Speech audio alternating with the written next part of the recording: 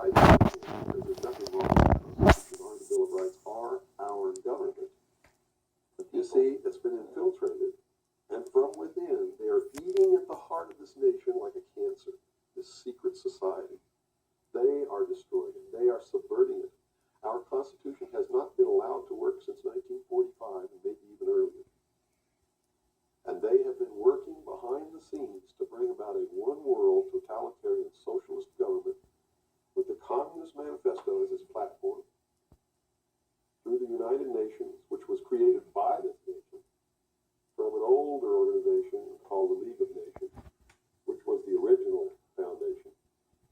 And at the highest levels of our government, the Constitution's already been scrapped, and they are working under the aegis of the UN Participation Act and the United Nations Charter. Which says what? Which says that there are no rights, there are only what you call privileges. And privileges can be granted or taken away at will by the state. Quite frightening scenario. It's a very frightening scenario. And people better wake up to the fact that unless they wake up and do something about it now, there's only going to be one alternative. And that's either take up arms, restore the Constitution, and the blood will run in the streets of America, or reach down and put the shackles around your own feet and march off into slavery peacefully. Guy you wanted to marry or something like that. You're playing right into their hands. You know, they've made it so impossible for another Abraham Lincoln to get elected to the office of president. It's a wonder that we even have a chance at all.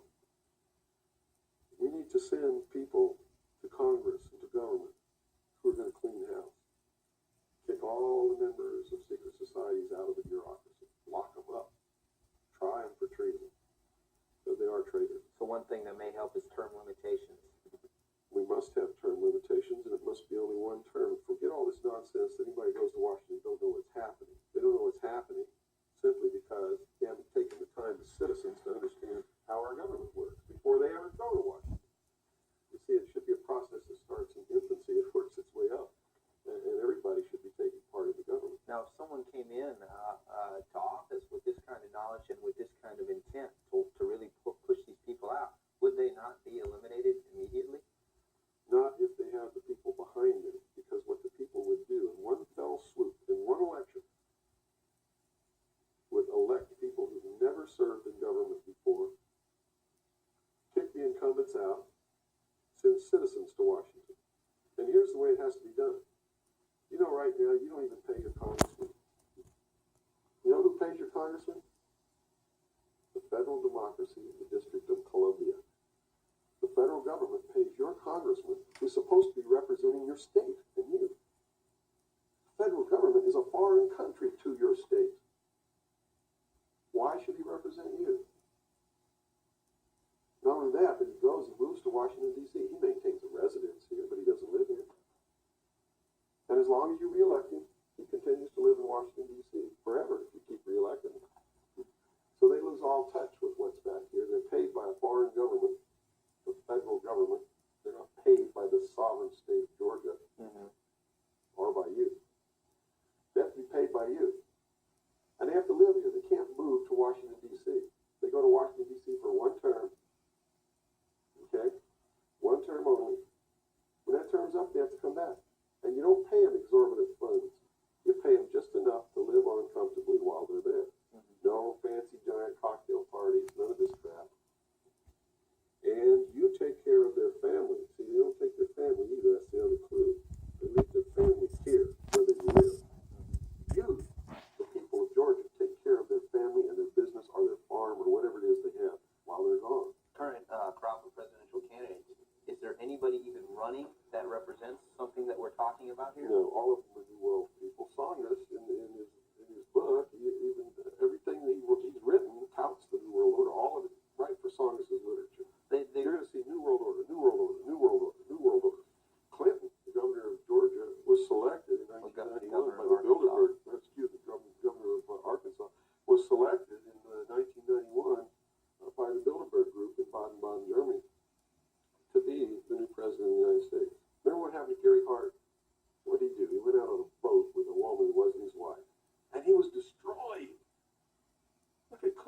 happened to him? Nothing. The press is on his side. They're helping the guy. You know why? Because he was chosen by the people who own the press to be the next president of the United States. Now, I don't know if he will be or not. That's up to the American people. But if they get their way, he will be. Bush is one of the most heinous criminals that's ever walked on the face of the earth. Bush is the man who's been a CIA agent since his college days. He's a member of the Skull and Bones, the Russell Trust. He was initiated in a casket with a ribbon tied around his genitalia, which symbolizes that he's a priest in the Temple of Isis. A pagan, this guy. This man is a member of the mystery schools. Well, he has the outward appearance of a good Christian, church-going Christian, though. They do whatever they have to be approved by the people, but in secret, they're not at all. This is a man who practices pagan religious rituals, magic. Doesn't matter what you think of all these things. I'm just telling you, this is what he does in secret. He is the man who, when he was chief executive officer, when he was president of the offshore division of Zapata Oil, organized and began the first large-scale drug smuggling operations into this country. George Bush is the one responsible for the drugs on the streets. And the war against drugs is not a war against drugs, it's a war against the Bill of Rights. We've already lost the Fourth Amendment in this war. That's true. And we're going to lose everything else. You watch on, it amazes me. People watch on Saturday night, cops, tough cops, 911. All of these stories that are glorifying the police state and they're falling right into the manipulation as they watch police with no search warrant,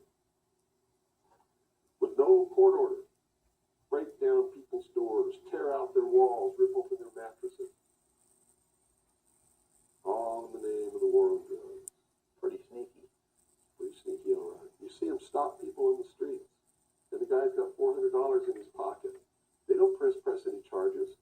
They didn't even have any reasonable suspicion to stop the person and search him. And what do? They take their money. And they don't give it back. And America's watching this. And the stupid idiots, yes, you stupid idiots, you sit there and watch it, not realizing that when you take away that man's freedom, you've also taken away your own. You see, because they can do the same thing to you. Just because you talk a way that they don't like you talking, or because you wear red shoes and they don't like red shoes, they can do the same thing to you.